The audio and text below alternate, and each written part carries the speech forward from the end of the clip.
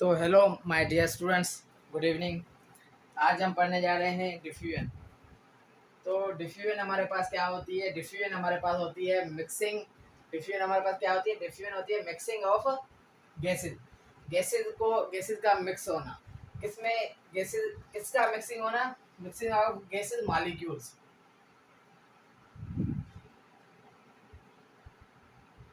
Gas के जो हमारे पास मॉलिक्यूल्स होते हैं उनकी मिक्सिंग को हम क्या कहते हैं? डिफ्यूजन। अब सपोज करें हमारे पास एग्जांपल आप ले लें। सपोज करें यहाँ पे हमारे पास एक बीकर है। ये अब ये हमारे पास एक बीकर है।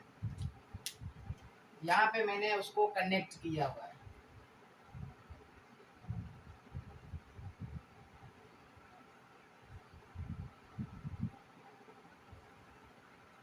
ये हमारे पास एक बीकर, ये हमारे पास दूसरा बीकर।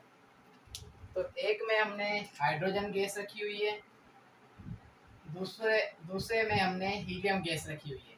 हाइड्रोजन गैस और हीलियम गैस हमने दोनों में रखी हुई है। अब ये आपस में क्या होंगी? ये आपस में इंटर मिक्स होंगी। तो इनकी मिक्सिंग को हम क्या कहते हैं? हम इनकी मिक्सिंग को क्या कहते हैं? डिफ्यूजन। अब जैसे डिफ्यूजन का मैं आपको एग्जांपल देता हूँ। जैसे आप देखें हमारे पास फ्लावर होता है, जैसे फूल,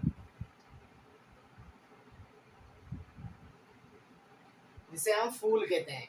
तो उसकी क्या होती है? हमारे पास खुशबू होती है। तो वो अगर आप लेके आ जाते हैं तो आपके साइड में कोई भी बंदा बैठा होता है, अगर उस आपके हाथ में फूल है तो वो क्या कहता है, भाई कौन से फूल आपने लिए हुए हैं, इसकी कलर के आपकी इसकी खुशबू कितनी अच्छी है। तो ये सारी चीज़ें हमारे पास क्या होती है? ये डिफ्यूजन है। क्योंकि अब क्या हुआ, जो हमारे पास फ्लोवर था उसकी जो हमारे पास उनकी जो स्मेल थी, उनके जो मालिक्यूल्स थे वो एयर में क्या हो गए? मिक्स हो गए। जैसे आप परफ्यूम लेते हैं, जो परफ्यूम लेने का मतलब क्या होता है कि हम जो है परफ्यूम लगाएं, अगर किसी के पास जाएं तो उन्हें जो है एक अच्छी खुशबू आए हम में से, तो उसे हम क्या कहते हैं? परफ्यूम। अब क्या होता है, जो परफ्यूम के अंदर जो लिक्विड पड़ा हुआ होता है जिसमें हमारे पास गैस होती है, तो वो गैस जब हम स्प्रे करते हैं तो स्प्रे से वो क्या हो जाती है? वो मिक्स होती है एयर के मालिक्यूल से, जिसकी वजह से हम क्या करते हैं? जब एयर ऑक्सीजन को इनहेल करते हैं तो हमारे पास क्या आती है? हमारे पास खुशबू आती है। तो ये भी प्रोसेस होता है किसका? डिफ्यूजन का। अब जो डिफ्यूजन हमारे पास है, जो लाइटर गैस होती है हमारे पास,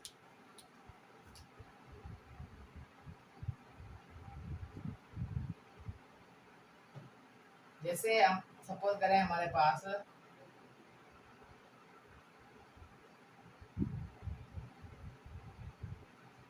लाइटर गैसेज है। यहाँ पे जब हमारे पास जो लाइटर गैसेज होती हैं वो हमारे पास डिफ्यूज होती हैं बिल्कुल बहुत ही रैपिडली।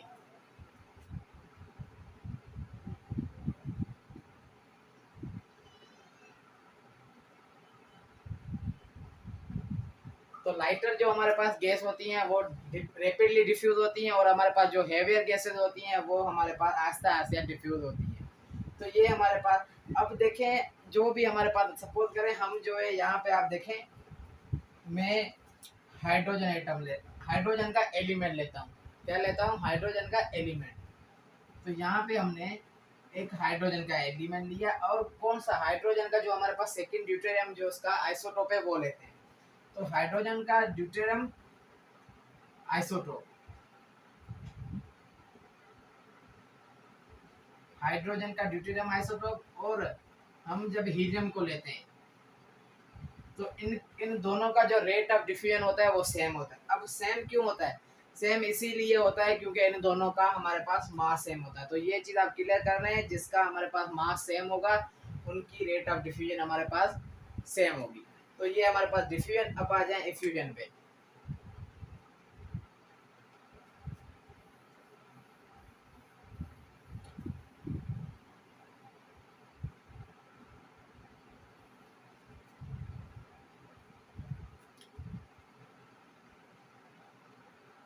अब आ जाए आप इफ्यूजन। अब इफ्यूजन क्या होता है? इफ्यूजन हमारे पास क्या होता है?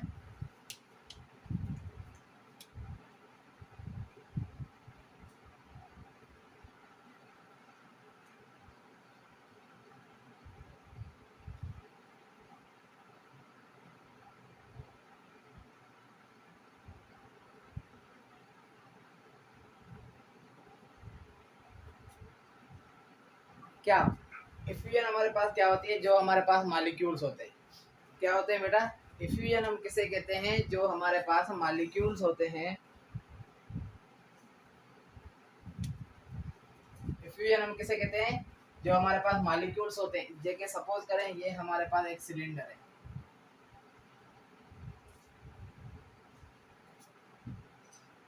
ये सिलेंडर नहीं, सपोज करें ये हमारे पास बीकर है। क्या है, बीकर। अब बीकर में एक होल है। अब यहाँ पे हमने जो है बीकर पे क्या है, एक होल है। अब यहाँ पे हम जो है गैस रखते हैं, तो ये गैस के मॉलिक्यूल्स आते हैं।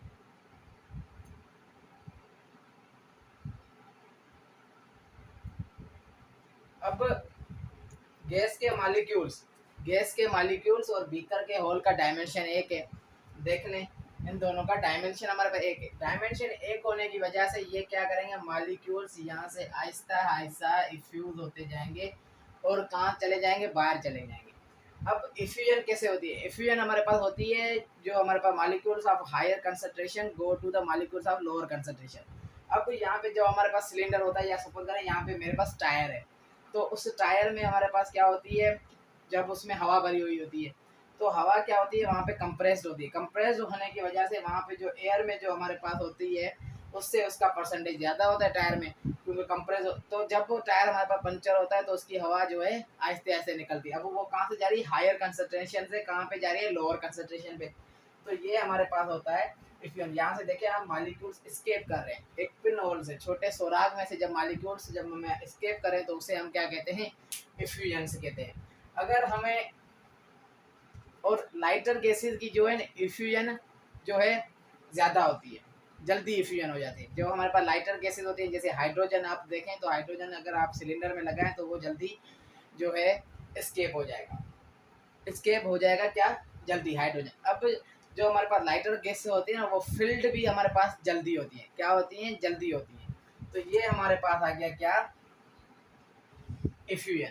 अब आप आ जाए डिफ्यूजन पे। तो डिफ्यूजन पढ़ लिया, इफ्यूजन पढ़ लिया, अब आते हैं ग्राम्स लॉ ऑफ डिफ्यूजन।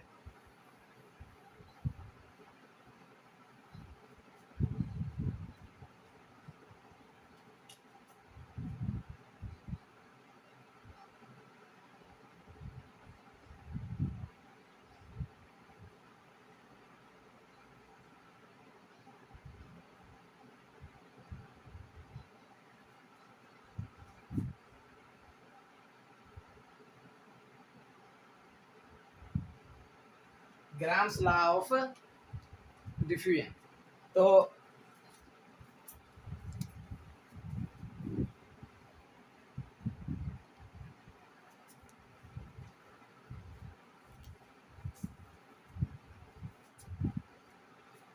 तो देख सकते हैं ग्राम्स लॉ डिफ्यूजन हमारे पास क्या होता है। अब ग्राम्स लॉ जो हमारे पास diffusion, Graham's law of diffusion हमारे पास क्या होता है, ग्राम्स लॉ ऑफ डिफ्यूजन जो है वो होता है rate of diffusion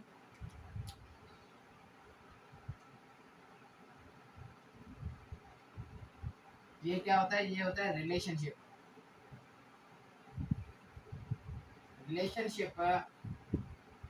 between rate of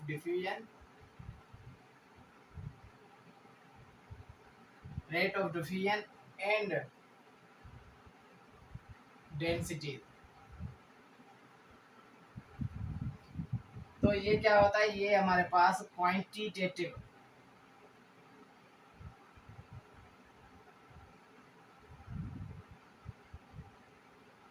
तो ये हमारे पास क्या होता है, क्वांटिटेटिव रिलेशनशिप होता है। किसमें, relationship between rate of diffusion और डेंसिटीज के बीच में जो क्वांटिटेटिव रिलेशनशिप होता है उसे हम क्या कहते हैं, ग्राम्स लॉ ऑफ डिफ्यूजन। अब देखें ग्राम्स लॉ ऑफ डिफ्यूजन की एक दूसरी डेफिनेशन भी है, वो क्या है हमारे पास, वो है the rate of diffusion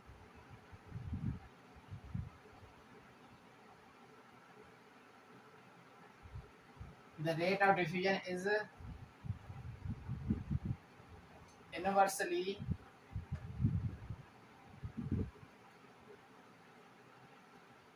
proportional to square root of density. तो रेट ऑफ डिफ्यूजन हमारे पास क्या होता है, ये हमारे पास इनवर्सली प्रोपोर्शनल होता है किससे, स्क्वायर रूट ऑफ डेंसिटी से। अब रेट ऑफ डिफ्यूजन, इसको मैथमेटिकली हम एक्सप्रेस्ड कैसे करते हैं, देखें ये है रेट ऑफ डिफ्यूजन जिसे हम आर से शो करते हैं। ये हमारे पास क्या होता है, इनवर्सली प्रोपोर्शनल होता है किससे, डेंसिटी से। किससे इनवर्सली प्रोपोर्शनल होता है, डेंसिटी से। अब ये हमारे पास, अब इसमें हम क्या करते हैं डेंसिटी में, इसमें हम प्रेशर और टेम्परेचर को कीपिंग कांस्टेंट रखते हैं। By keeping pressure and temperature constant, तो ये rate of diffusion inversely proportional density से प्रेशर टेम्परेचर कांस्टेंट। अब इसको आगे लेके जाएं, रेट ऑफ डिफ्यूजन को डायरेक्टली प्रोपोर्शनल हटा दे तो यहाँ पे क्या आ जाएगा, K divided by under radical D. तो ये हमारे पास क्या आ गया, rate of diffusion is equal to, rate of diffusion हमारे पास किसके बराबर आ गया, डायरेक्टली प्रोपोर्शनल आप हटा दें, डायरेक्टली प्रोपोर्शनल हटाएंगे तो ये बराबर आएगा के के। अब ये हमारे पास, अब सपोज करें हम यहाँ पे टू गैसेस लेते हैं,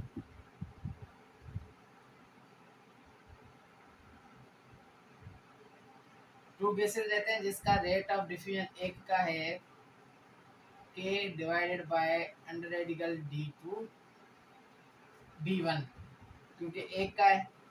और ये हमारे पास इक्वेशन है, यहाँ पे हमारे पास इक्वेशन दूसरी, ये हमारे पास थर्ड इक्वेशन। और जो हमारे पास दूसरा गैस है, ये पहले गैस का रेट ऑफ डिफ्यूजन, अब दूसरे गैस का जो rate of diffusion R2 is equal to K upon under radical D2।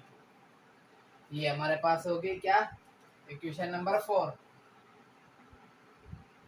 ये हमारे पास क्या हो गई, इक्वेशन नंबर 4। अब हम क्या करेंगे, अब हम कंबाइन करेंगे, combining the ratio of two rates.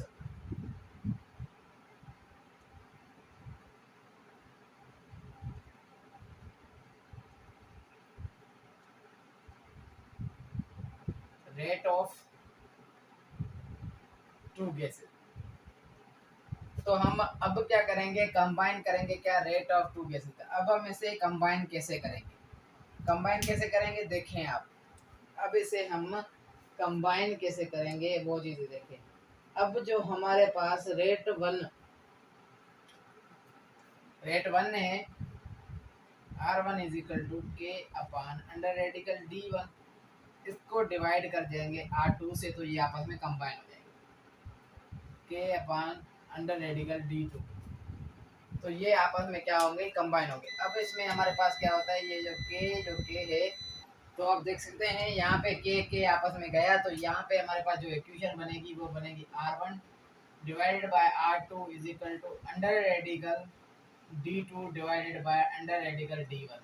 तो ये हमारे पास क्या बनी, रेट ऑफ डिफ्यूजन की फर्स्ट इक्वेशन बनी। अब आपको पता है डेंसिटी हमारे पास किसके बराबर होती है, जो हमारे पास डेंसिटी बराबर होती है वो रेशो किसका, मास पर वॉल्यूम का, मास पर वॉल्यूम की रेशो के बराबर होती है। अब ये जो डेंसिटी हमारे पास क्या है, इसे हम कहते हैं मोलर डेंसिटी, इसे हम क्या कहते हैं, मोलर डेंसिटी कहते हैं। तो यहाँ पे हम जो है डेंसिटी की वैल्यूज पुट करेंगे, चले आ जाए यहाँ पे हम वैल्यूज उसकी पुट करते हैं। तो rate 1 divided by rate 2, density की value under radical M1 divided by V under radical M2 divided by V। तो ये हमारे पास क्या होंगी, ये इसको हम क्या करेंगे, आपस में डिवाइड करेंगे।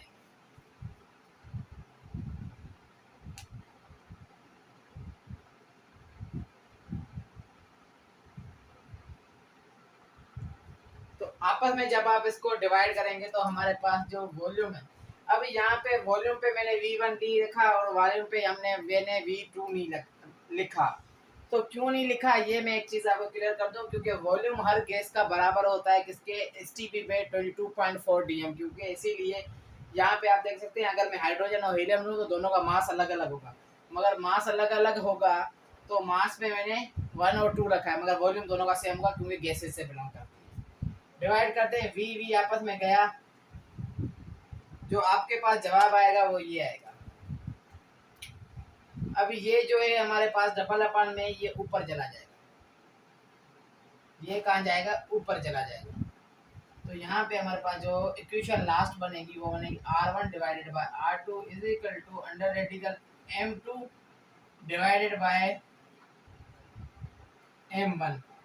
जिसका रेट ऊपर होगा उसका मास हमें नीचे लिखना पड़ेगा। तो यहाँ पे हम ये चीज आपको क्लियर कर दूं और बता दूं आपको कि रेट 1 और रेट 2 ये हमारे पास इसकी डेरिवेशन से फॉर्मूला आते हैं।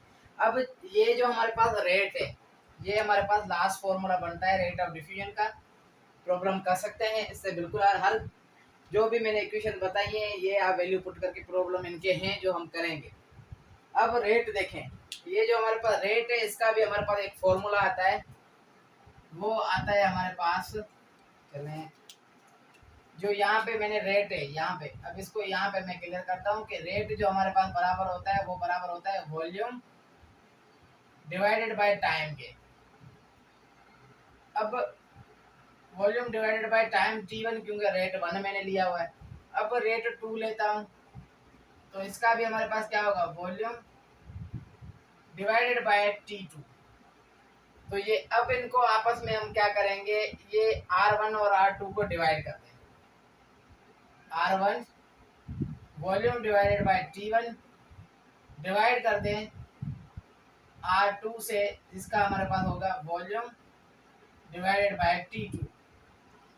अब जो हमारे पास डिवीजन की वैल्यू है, क्या बेटा, जब इस हमारे पास डिवीजन की वैल्यू है इसको हमें मल्टीप्लिकेशन में लाना होगा। अब मल्टीप्लिकेशन में जब इसकी वैल्यू लाएंगे तो R1 V upon T1 multiply by, यहाँ पे जो मल्टीप्लाई करेंगे तो T ऊपर चला जाएगा, यहाँ पे हो जाएगा T2 डिवाइडेड बाय